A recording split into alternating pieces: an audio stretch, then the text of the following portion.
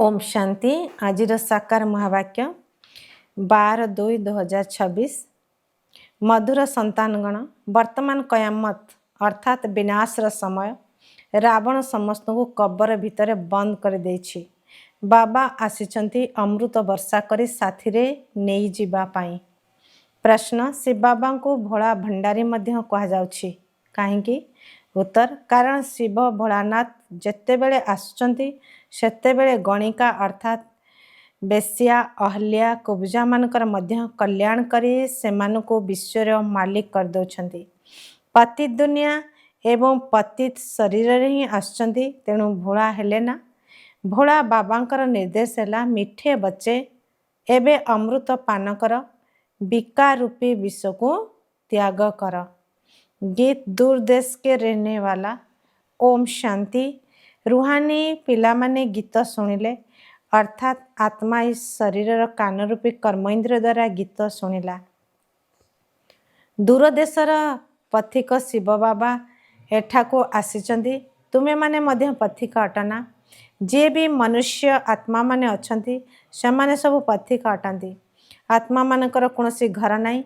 आत्मा तो निराकार। निराकारी आत्मा माने निराकारी दुनियार बासिंदा अटंती। तांको कहा जाउची निराकारी आत्मा मानकर घर, देश बा लोक।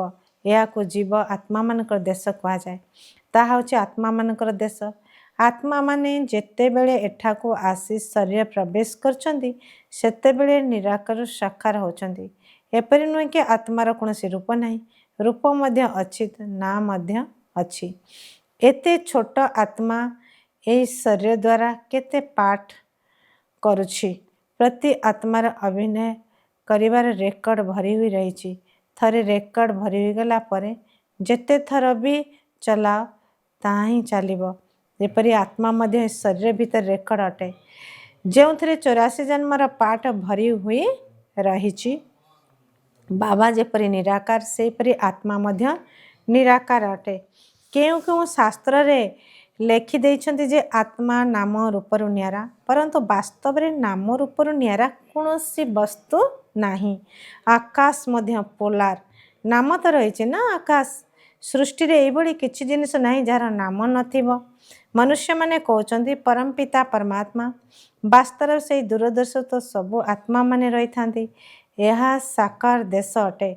एथिरे मध्य दुईटी राज्य चाले, राम राज्य एवं रावण राज्य। आधा कल्प राम राज्य, आधा कल्प रावण राज्य। बाबा केबेले पिलामानक पई दुखर राज्य स्थापना करिवे नाही। तुमे माने कहउच ईश्वर सुख दियंती तो दुख भी दियंती। बाबा बुझाउचंती मु पिलामानकु केबे भी दुख दिए नाही। मोर नाम ही हैला दुख अर्थात सुख करता। ए सबु हैला मनुष्य मानकर भूल धारणा। ईश्वर केबे भी काहाकु दुख देबे नाही। वर्तमान होची दुख धाम। आधा कल्प रावण राज्य रे केवल दुख ही दुख मिले, तेरे मात्र सुख नाही। सुख धामरे पुणी दुख रहिबो नाही। बाबा अभी स्वर्गर रचना करछंदी। एबे तुमे माने संगम जुगरे अछ। एहाकु नुआ दुनिया तो केही भी कहिबे नाही। नुआ दुनियार नाम हैला सत्य जुग। ता पुणी पुरुणा हेले ताकु कली जुग कहा जाए। नुआ जिनस भल एवं पुरुणा जिनस खराब देखा जाई थाए, तेणु पुरुणा जिनस को फोपाड़ी दिया जाई थाए। एबे तुमे मनुष्य माने विश्व को ही सुख बोली भाबुछंती। गायन मध्य रही अमृत छाड़ी विष काहेकि खाइल। आउरी मध्य कही थांती तेरे भान सर्व का भला, अर्थात तुमर कल्याण रे समस्तंकर कल्याण निहित। तुमे आसी जहा करिब सेतिरे भल ही भल। नचेत रावण राज्य रे मनुष्य माने केवल खराब काम ही करिवे। एबे तो तुम मानकु जना पड़ला कि 500 वर्ष पूर्वर गुरु नानक आसीथिले, पुणी केबे आसीबे?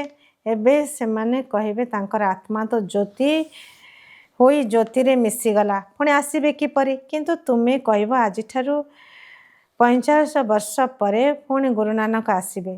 तुम मानक बुद्धि रे सारा विश्वर इतिहास एवं भूगोल चक्र लगाई चली। वर्तमान समस्ते तम प्रधान अटंती। या को विनाशर समय कहाउछि। वर्तमान सब मनुष्य जेपरिक मृत प्राय हो जाइछन्ति। ସମସ୍ତଙ୍କର ଜ୍ୟୋତି ଯେପରି ଲିଭି ଯାଇଛି। ବାବା ସମସ୍ତଙ୍କୁ ଜାଗୃତ କରିବା ପାଇଁ ଆସିଛନ୍ତି। ଯେଉଁ ପିଲାମାନେ କାମଚିତା ଉପରେ ବସି ଭସ୍ମ ହୋଇଯାଇଛନ୍ତି ତାକୁ ଅମୃତ ବର୍ଷା ଦ୍ୱାରା ଜାଗୃତ କରି ସାଥିରେ ନେଇଯିବେ। ମାୟା ରାବଣ କାମଚିତାରେ ବସାଇ କବର ଭିତରେ ବନ୍ଦ କରିଦେଇଛି। ସମସ୍ତେ ଅଜ୍ଞାନ ନିଦ୍ରାରେ ଶୋଇଯାଇଛନ୍ତି। ବାବା ବି ଜ୍ଞାନ ଅମୃତ ପିଆଉଛନ୍ତି। ତେବେ କେଉଁଠି ଜ୍ଞାନର ଅମୃତ ଏବଂ କେଉଁଠି ପାଣି? ଶିଖ ମାନେ ତାଙ୍କର ବଡ଼ଦିନରେ ବହୁତ ଧୁମଧାମରେ ପୋଖରୀକୁ ସଫା କରିଥାନ୍ତି, ମାଟି ବାହାର କରିଥାନ୍ତି। ସେଥିପାଇଁ ନାମ ରଖାଯାଇଛି ଅମୃତସର ଅର୍ଥାତ୍ ଅମୃତର ପୋଖରୀ। ଗୁରୁ ନାନକ ମଧ୍ୟ ବାବାଙ୍କର ବହୁତ ମହିମା କରି କହୁଛନ୍ତି ଓମକାର ସତନାମ। ସେ ସର୍ବଦା ସତ୍ୟ କୁହନ୍ତି। ସତ୍ୟନାରାୟଣ କଥା ଅଟେ ନା। ମନୁଷ୍ୟ ଭକ୍ତି ମାର୍ଗରେ କେତେ କାହାଣୀ ଶୁଣି ଆସିଛନ୍ତି। ଅମର କଥା, ତିଜିରି କଥା କୁହାଯାଏ। ଶଙ୍କର ପାର୍ବତୀକୁ ଅମର କଥା ଶୁଣାଇଥିଲେ। ସେ ତ ସୂକ୍ଷ୍ମ ବତନରେ ରୁହନ୍ତି, ସେଠାରେ ପୁଣି କେଉଁ କଥା ଶୁଣାଇଲେ? ଏବେ ବାବା ତୁମମାନଙ୍କୁ ଏସବୁ କଥା ବୁଝାଉଛନ୍ତି। ବାସ୍ତବରେ ମୁଁ ତୁମମାନଙ୍କୁ ଅମର କଥା ଶୁଣାଇ ଅମର ଲୋକକୁ ନେଇଯିବା ପାଇଁ ଆସିଛି। ତୁମମାନଙ୍କୁ ମୃତ୍ୟୁ ଲୋକରୁ ଅମର ଲୋକକୁ ନେଇଯାଉଛି। ବାକି ସୂକ୍ଷ୍ମ ଲୋକରେ ପାର୍ବତୀ କେଉଁ ଦୋଷ କରିଥିଲେ ତାଙ୍କୁ ଅମର କଥା ଶୁଣାଇବେ। ଶାସ୍ତ୍ରମାନଙ୍କରେ ତ ଅନେକ କଥା ଲେଖିଦେଇଛନ୍ତି। ସେଥିରେ ତ ସତ୍ୟନାରାୟଣଙ୍କର ସତ୍ୟ କଥା ନାହିଁ। ତୁମେମାନେ କେତେ ସତ୍ୟନାରାୟଣ କଥା ଶୁଣିଥିବ। ତାପରେ କେହି ସତ୍ୟନାରାୟଣ ହୋଇଛନ୍ତି କି? ବରଂ ଆହୁରି ତଳକୁ ଖସି ଯାଇଛନ୍ତି। ଏବେ ତୁମେମାନେ ବୁଝୁଛ ଆମେ ନରରୁ ନାରାୟଣ ଏବଂ ନାରୀରୁ ଶ୍ରୀଲକ୍ଷ୍ମୀ ହେଉଛୁ। ଏହା ହିଁ ଅମର ଲୋକକୁ ଯିବା ପାଇଁ ପ୍ରକୃତ ସତ୍ୟନାରାୟଣ କଥା, ତିଜିରି କଥା। ତୁମ ଆତ୍ମାମାନଙ୍କୁ ଏବେ ଜ୍ଞାନର ଉତ୍ତୀର୍ଣ୍ଣତା ମିଳିଛି। ବାବା ବୁଝାଉଛନ୍ତି ତୁମେ ହିଁ ଗୁଲଗୁଲ ଥିଲ ଅର୍ଥାତ୍ ପୂଜ୍ୟ ଥିଲ। ପୁଣି 84 ଜନ୍ମ ପରେ ତୁମେ ହିଁ ପୂଜାରୀ ହୋଇଯାଇଛ। ସେଥିପାଇଁ ଗାୟନ ରହିଛି ଆପେ ହିଁ ପୂଜ୍ୟ ଆପେ ହିଁ ପୂଜାରୀ। ବାବା କହୁଛନ୍ତି ମୁଁ ତ ସର୍ବଦା ପୂଜ୍ୟ ଅଟେ। ତୁମମାନଙ୍କୁ ଆସି ପୂଜାରୀରୁ ପୂଜ୍ୟ କରୁଛି। ଏହା ହେଉଛି ପତିତ ଦୁନିଆ। ସତ୍ୟ ଯୁଗରେ ପୂଜ୍ୟ ପାବନ ମନୁଷ୍ୟ ଥିଲେ, ବର୍ତ୍ତମାନ ପୂଜାରୀ ପତିତ ମନୁଷ୍ୟ। ସେଥିପାଇଁ ସାଧୁ ସନ୍ତମାନେ ମଧ୍ୟ ଗାୟନ କରୁଛନ୍ତି ହେ ପତିତ ପାବନ ସୀତାରାମ। ଏହି ଶବ୍ଦ ବିଲକୁଲ ଠିକ୍ ଅଟେ। ସବୁ ସୀତାମାନେ କନ୍ୟା ଅଟନ୍ତି। କୁହନ୍ତି ହେ ରାମ ଏଠାକୁ ଆସି ଆମକୁ ପାବନ କର। ସବୁ ଭକ୍ତମାନେ ଡାକୁଛନ୍ତି, ଆତ୍ମା ଡାକୁଛି ହେ ରାମ। ଗାନ୍ଧୀଜୀ ମଧ୍ୟ ଗୀତା ଶୁଣାଇ ସାରିବା ପରେ କହୁଥିଲେ ଯେ ହେ ପତିତ ପାବନ ସୀତାରାମ। ଏବେ ତୁମେମାନେ ଜାଣିଛ ଗୀତା ଶ୍ରୀକୃଷ୍ଣ ଶୁଣାଇ ନାହାନ୍ତି। ବାବା କହୁଛନ୍ତି ସେମାନଙ୍କୁ ସେମାନଙ୍କଠାରୁ ମତାମତ ନିଅ ଯେ ଈଶ୍ୱର ସର୍ବବ୍ୟାପୀ ନୁହନ୍ତି। ଗୀତାର ଭଗବାନ ହେଲେ ଶିବ, ଶ୍ରୀକୃଷ୍ଣ ନୁହନ୍ତି। ତାଙ୍କୁ ପ୍ରଥମେ ପଚାର ଗୀତାର ଭଗବାନ କାହାକୁ କୁହାଯାଏ? ଭଗବାନ ନିରାକାରକୁ କୁହାଯିବ ନା ସାକାରକୁ? ତେବେ ଶ୍ରୀକୃଷ୍ଣ ତ ହେଲେ ସାକାର, ଶିବ ନିରାକାର ଅଟନ୍ତି। ସେ କେବଳ ଏହି ଶରୀରର ଲୋନ ନେଉଛନ୍ତି, ବାକି ସେ ମାତାଙ୍କ ଗର୍ଭରୁ ଜନ୍ମ ନିଅନ୍ତି ନାହିଁ। ଶିବଙ୍କର ନିଜର ଶରୀର ନାହିଁ। ଏହି ମନୁଷ୍ୟ ଲୋକରେ ମନୁଷ୍ୟମାନଙ୍କର ନିଜର ସ୍ଥୂଳ ଶରୀର ଅଛି। ବାବା ଆସି ପ୍ରକୃତ ସତ୍ୟନାରାୟଣ କଥା ଶୁଣାଉଛନ୍ତି। ବାବାଙ୍କର ମହିମା ହେଲା ପତିତ ପାବନ, ସମସ୍ତଙ୍କର ସଦ୍ଗତି ଦାତା, ସମସ୍ତଙ୍କର ମୁକ୍ତି ଦାତା, ଦୁଃଖହର୍ତ୍ତା, ସୁଖକର୍ତ୍ତା। ଆଚ୍ଛା ଏକଥା ତ ଠିକ୍, କିନ୍ତୁ ସୁଖ ବାସ୍ତବରେ କେଉଁଠାରେ ଥାଏ? ଏଠାରେ କେହି ବି ସୁଖୀ ହୋଇପାରିବେ ନାହିଁ। ସୁଖ ପରଜନ୍ମରେ ମିଳିବ। ବାସ୍ତବରେ ସୁଖ ସେତେବେଳେ ମିଳିବ ଯେତେବେଳେ ପୁରୁଣା ଦୁନିଆ ସମାପ୍ତ ହୋଇ ସ୍ୱର୍ଗର ସ୍ଥାପନା ହୋଇଯିବ। ଆଚ୍ଛା ସେ କାହାଠାରୁ ଲିବରେଟ୍ ଅର୍ଥାତ୍ ମୁକ୍ତ କରୁଛନ୍ତି? ରାବଣର ଦୁଃଖରୁ। ଏହା ତ ଦୁଃଖଧାମ ଅଟେ ନା। ବାବା ସମସ୍ତଙ୍କର ଗାଇଡ଼ ମଧ୍ୟ ହେଉଛନ୍ତି। ଏହି ଶରୀର ତ ଏଇଠାରେ ହିଁ ସମାପ୍ତ ହୋଇଯିବ। ବାକି ଆତ୍ମାମାନଙ୍କୁ ପରମାତ୍ମା ସାଥିରେ ନେଇଯାଇଥାନ୍ତି। ଶିବ ବାବା ପତି ରୂପରେ ଆଗେ ଆଗେ ଯିବେ। ଆତ୍ମା ରୂପୀ ପତ୍ନୀମାନେ ତାଙ୍କ ପଛେ ପଛେ ଯିବେ। ସେ ହେଉଛନ୍ତି ଅବିନାଶୀ ପ୍ରିୟତମ ପତି, ଯିଏ ସମସ୍ତଙ୍କୁ ଦୁଃଖରୁ ମୁକ୍ତ କରି ପବିତ୍ର କରି ଘରକୁ ନେଇଯାଉଛନ୍ତି। ଯେପରି କେହି ବିବାହ କରି ଘରକୁ ଆସନ୍ତି, ତେବେ ଆଗରେ ସ୍ୱାମୀ ରୁହନ୍ତି, ପଛରେ ପତ୍ନୀ ଥାଏ, ତାପରେ ବରଯାତ୍ରୀ ଥାନ୍ତି। ତୁମର ମାଳା ମଧ୍ୟ ଠିକ୍ ଏହିପରି ରହୁଛି। ମାଳାର ଉପରେ ଶିବ ବାବା ଫୁଲ ପ୍ରଥମେ ତାଙ୍କୁ ନମସ୍କାର କରିବେ, ତାପରେ ଯୁଗଳ ଦାନା ବ୍ରହ୍ମା ସରସ୍ୱତୀ, ତାପରେ ତୁମେମାନେ ଯିଏକି ବାବାଙ୍କର ସହଯୋଗୀ ହୋଇଛ। ତେବେ ଫୁଲ ଅର୍ଥାତ୍ ଶିବ ବାବାଙ୍କ ସ୍ମୃତି ଦ୍ୱାରା ହିଁ ତୁମେମାନେ ସୂର୍ଯ୍ୟବଂଶୀ ବିଷ୍ଣୁଙ୍କର ମାଳାର ଦାନା ହେଉଛ। ବ୍ରହ୍ମା ସରସ୍ୱତୀ ହିଁ ଲକ୍ଷ୍ମୀ ନାରାୟଣ ହୋଇଥାନ୍ତି, ଲକ୍ଷ୍ମୀ ନାରାୟଣ ବ୍ରହ୍ମା ସରସ୍ୱତୀ ହୋଇଥାନ୍ତି। ଏବେ ସେ ଯେତିକି ପରିଶ୍ରମ କରିଥାନ୍ତି ସେଥିପାଇଁ ତାଙ୍କର ପୂଜ୍ୟ ହୋଇଥାଏ। ବାସ୍ତବରେ ଏକଥା କେହି ବି ଜାଣିନାହାନ୍ତି। ମାଳା କ'ଣ ଜିନିଷ? କେବଳ ମାଳା ଗଡ଼ାଇ ଚାଲିଛନ୍ତି। 16,108ର ମାଳା ମଧ୍ୟ ରହିଛି। ତାକୁ ବଡ଼ ବଡ଼ ମନ୍ଦିରରେ ରଖାଯାଇଥାଏ, ଯାହାକୁ କେହି କେଉଁଠୁ ଆଉ କେଉଁ ଆଡ଼ୁ ଟାଣିଥାନ୍ତି। ବାବା ବମ୍ବେରେ ଲକ୍ଷ୍ମୀନାରାୟଣଙ୍କ ମନ୍ଦିରକୁ ଯାଇଥିଲେ। ସେଠାରେ ଯାଇ ମାଳା ଗଡ଼ାଉଥିଲେ, ରାମ ରାମ ଜପ କରୁଥିଲେ, କାରଣ ଫୁଲ ଏକମାତ୍ର ବାବା ହିଁ ଅଟନ୍ତି। ସେଇ ଫୁଲଙ୍କୁ ହିଁ ରାମ ରାମ ବୋଲି କହିଥାନ୍ତି। ତାପରେ ସାରା ମାଳକୁ ଧରି ମୁଣ୍ଡିଆ ମାରିଥାନ୍ତି। କିନ୍ତୁ ତାଙ୍କ ଭିତରେ କିଛି ହେଲେ ଜ୍ଞାନ ନାହିଁ। ପାଦ୍ରୀମାନେ ମଧ୍ୟ ହାତରେ ମାଳା ଗଡ଼ାଇଥାନ୍ତି। ତ ତାଙ୍କୁ ଯଦି ପଚାରିବ ତୁମେ କାହାର ମାଳା ଗଡ଼ାଉଛ, ତାଙ୍କୁ ତ ଜଣା ନାହିଁ। ସେମାନେ କହିବେ କୃଷ୍ଣଙ୍କ ସ୍ମୃତିରେ ଗଡ଼ାଉଛୁ। ସେମାନଙ୍କୁ ଏକଥା ଜଣା ନାହିଁ ଯେ କୃଷ୍ଣଙ୍କର ଆତ୍ମା ଏବେ କେଉଁଠି ଅଛି। ତୁମେମାନେ ଜାଣିଛ କୃଷ୍ଣଙ୍କ ଆତ୍ମା ମଧ୍ୟ ଏବେ ତମ ପ୍ରଧାନ ହୋଇଯାଇଛି। ତୁମେମାନେ ମଧ୍ୟ ତମ ପ୍ରଧାନ ଭିକାରୀ ଥିଲ, ଏବେ ବିକାର ରାଜକୁମାର ହେଉଛ। ଏବେ ଭିକାରୀରୁ ରାଜକୁମାର ହେଉଛ। ଭାରତ ରାଜକୁମାର ଭଳି ଥିଲା, ଏବେ ଭିକାରୀ ହୋଇଯାଇଛ, ପୁଣି ଥରେ ରାଜକୁମାର ହେଉଛ, ଏବଂ ତାହା ମଧ୍ୟ ବାବା ହିଁ କରୁଛନ୍ତି। ତୁମେମାନେ ମନୁଷ୍ୟରୁ ଫେଣି ରାଜକୁମାର ହେଉଛ। ଗୋଟିଏ ରାଜକୁମାର କଲେଜ ମଧ୍ୟ ଥିଲା, ଯେଉଁଠାରେ କେବଳ ରାଜକୁମାର ରାଜକୁମାରୀ ହିଁ ପାଠ ପଢ଼ୁଥିଲେ। ତୁମେମାନେ ଏଠାରେ ପାଠ ପଢ଼ି 21 ଜଣ ପାଇଁ ସ୍ୱର୍ଗର ପ୍ରିନ୍ସ ପ୍ରିନ୍ସେସ୍ ହେଉଛ। ଏହି ଶ୍ରୀକୃଷ୍ଣ ସ୍ୱର୍ଗର ପ୍ରିନ୍ସ ଅଟନ୍ତି ନା? ତାଙ୍କର ହିଁ 84 ଜନ୍ମର କାହାଣୀ ଲେଖା ହେଇଛି। କିନ୍ତୁ ମନୁଷ୍ୟ କ'ଣ କରିବେ, ଏ କଥା କେବଳ ତୁମେମାନେ ହିଁ ଜାଣିଛ। ଭଗବାନ ଉବାଚ, ସେ ସମସ୍ତଙ୍କର ପିତା ଅଟନ୍ତି। ତୁମେ ଗଡ୍ ଫାଦରଙ୍କ ଠାରୁ ଶୁଣୁଛ, ଯିଏକି ସ୍ୱର୍ଗ ସ୍ଥାପନା କରୁଛନ୍ତି। ତ ତାଙ୍କୁ କୁହାଯାଏ ସତ୍ୟଖଣ୍ଡ। ଏହା ହେଉଛି ମିଥ୍ୟାଖଣ୍ଡ। ବାବା ତ ସତ୍ୟଖଣ୍ଡ ହିଁ ସ୍ଥାପନା କରିବେ ନା। ମିଥ୍ୟାଖଣ୍ଡ ରାବଣ ସ୍ଥାପନା କରିଥାଏ। ରାବଣ ରୂପୀ ତିଆରି କରୁଛନ୍ତି, କିନ୍ତୁ ରାବଣର ରୂପ ତିଆରି କରୁଛନ୍ତି, କିନ୍ତୁ ତାହାର ଅର୍ଥକୁ ବୁଝୁନାହାନ୍ତି। କେହି କେହି ଜାଣି ନାହାନ୍ତି ଯେ ରାବଣ କିଏ, ଯାହାକୁ ପ୍ରତିବର୍ଷ ମାରୁଛନ୍ତି, ପୁଣି ସେ ବଞ୍ଚି ଯାଉଛି। ବାସ୍ତବରେ 5 ବିକାର ସ୍ତ୍ରୀ, 5 ବିକାର ପୁରୁଷ, ଏହାକୁ କୁହାଯାଏ ରାବଣ।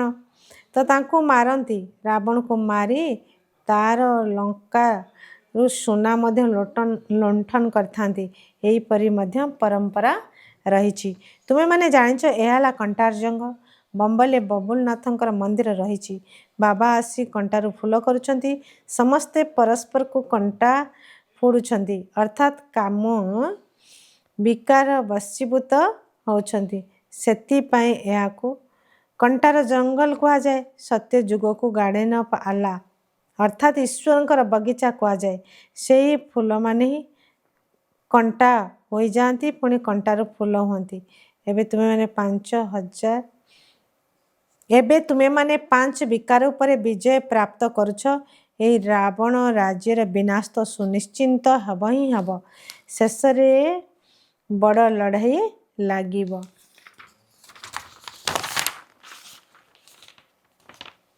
ସଚ୍ଚା ଦଶହରା ମଧ୍ୟ ହେବ। ତ ରାବଣ ରାଜ୍ୟ ସମାପ୍ତ ହୋଇଗଲା ପରେ ତୁମେମାନେ ଲଙ୍କାକୁ ଲୁଣ୍ଠନ କରିବ। ତୁମମାନଙ୍କୁ ସୁନାର ମହଲ ମିଳିବ। ତୁମେମାନେ ଏବେ ରାବଣ ଉପରେ ବିଜୟ ପ୍ରାପ୍ତ କରି ସ୍ୱର୍ଗର ମାଲିକ ହେଉଛ। ବାବା ସାରା ବିଶ୍ୱର ରାଜ୍ୟ ଭାଗ୍ୟ ଦେଉଛନ୍ତି। ସେଥିପାଇଁ ତାଙ୍କୁ ଶିବ ଭୋଳ ଭଣ୍ଡାରୀ କୁହାଯାଏ। ଗଣିକା ଅହଲ୍ୟା କବୁଜା ସମସ୍ତଙ୍କୁ ବାବା ବିଶ୍ୱର ମାଲିକ କରୁଛନ୍ତି। କେତେ ଭୋଳା ଅଟନ୍ତି। ପ୍ରତି ଦୁନିଆ ପତି ସରି ହିଁ ଆସୁଛନ୍ତି। ବାକି ଯିଏ ସ୍ୱର୍ଗର ଯୋଗ୍ୟ ନୁହେଁ, ସେ ବିଷପାନ କରିବା ଛାଡ଼ୁନାହାନ୍ତି। ବାବା କହୁଛନ୍ତି ପିଲାମାନେ एबे ही अंतिम जन्म पवित्र हुआ। यही विकार तुमको आदि मध्य अंत दुख दे करी देइछि। तुमे कण एई गोटिए जन्म पाई विषपान करी छाड़ी पारिब नहीं? ମୁଁ ତୁମକୁ ଅମୃତ ପିଆଇ ଅମର କରୁଛି, ତଥାପି ତୁମେ ପବିତ୍ର ହଉନାହଁ। ବିଷ ବିନା, ସିଗାରେଟ୍ ମଦ ବିନା ରହିପାରୁନାହଁ। ମୁଁ ବେହଦର ବାବା ତୁମକୁ କହୁଛି, ପିଲାମାନେ, ଯଦି ଏଇ ଗୋଟିଏ ଜନ୍ମ ପାବନ ହେବ, ତେବେ ତୁମକୁ ସ୍ୱର୍ଗର ମାଲିକ କରିଦେବି। ପୁରୁଣା ଦୁନିଆର ବିନାଶ ଓ ନୂଆ ଦୁନିଆର ସ୍ଥାପନା କରିବା ଏହା ବାବାଙ୍କର ହିଁ କାମ ଅଟେ। ବାବା ଆସିଛନ୍ତି ସାରା ଦୁନିଆକୁ ଦୁଃଖରୁ ମୁକ୍ତ କରି ସୁଖଧାମ ଏବଂ ଶାନ୍ତିଧାମକୁ ନେଇଯିବା ପାଇଁ। ଏବେ ସବୁ ଧର୍ମ ବିନାଶ ହୋଇଯିବ। ବର୍ତ୍ତମାନ ଏକମାତ୍ର ଆଦି ସନାତନ ଦେବୀ ଦେବତା ଧର୍ମର ପୁନଃ ସ୍ଥାପନା ହେଉଛି।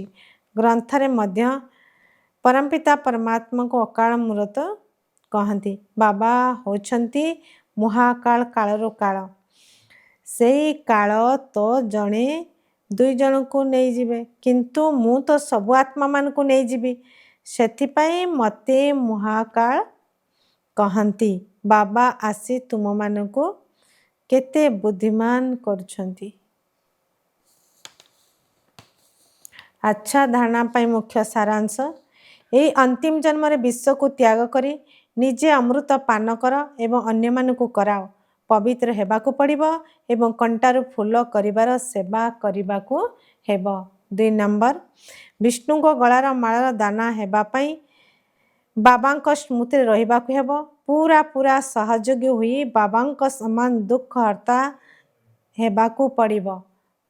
ବରଦାନ, ନିଜର ଅଲୌକିକ ଆତ୍ମବୃତ୍ତି ଦ୍ୱାରା ସର୍ବଦା ଆତ୍ମାଙ୍କ ଉପରେ ନିଜର ପ୍ରଭାବ ପକାଉଥିବା ମାଷ୍ଟର ଜ୍ଞାନସୂର୍ଯ୍ୟ ଭବ। ଯେପରି କୌଣସି ବି ଆକର୍ଷଣ ବସ୍ତୁ ଆଖପାଖ ବାଲାକୁ ନିଜ ଆଡ଼କୁ ଆକର୍ଷିତ କରିଥାଏ, ଯାହାଦ୍ୱାରା ସମସ୍ତଙ୍କ ଧ୍ୟାନ ତା ଆଡ଼କୁ ଯାଇଥାଏ, ସେହିପରି ଯେତେବେଳେ ତୁମମାନଙ୍କର ବୃତ୍ତି ଅଲୌକିକ ଏବଂ ଆତ୍ମିକ ଅଭିମାନ ଯୁକ୍ତ ହୋଇଯିବ, ସେତେବେଳେ ତୁମର ପ୍ରଭାବ ଅନେକ ଆତ୍ମାଙ୍କ ଉପରେ ସ୍ୱତଃ ହିଁ ପଡ଼ିବାକୁ ଲାଗିବ। ଅଲୌକିକ ବୃତ୍ତି ଅର୍ଥାତ୍ ନିଆରା ଏବଂ ପ୍ୟାରା ପଣିଆର ସ୍ଥିତି ସ୍ୱତଃ ଅନେକ ଆତ୍ମାଙ୍କୁ ଆକର୍ଷିତ କରିଥାଏ। ଏହିଭଳି ଅଲୌକିକ ଶକ୍ତିଶାଳୀ ଆତ୍ମାମାନେ ମାଷ୍ଟର ଜ୍ଞାନସୂର୍ଯ୍ୟ ହୋଇ ଚତୁର୍ଦିଗରେ ନିଜର ପ୍ରକାଶ ବିଚ୍ଛୁରିତ କରିଥାନ୍ତି। ସ୍ଲୋଗାନ, ଯଦି ସଦାସର୍ବଦା ନିଜର ସ୍ୱମାନର ଆସନ ଉପରେ ସ୍ଥିତ ରହିବ, ତେବେ ସର୍ବଶକ୍ତିଗୁଡ଼ିକ ତୁମର ଆଦେଶକୁ ମାନି ଚାଲିବେ।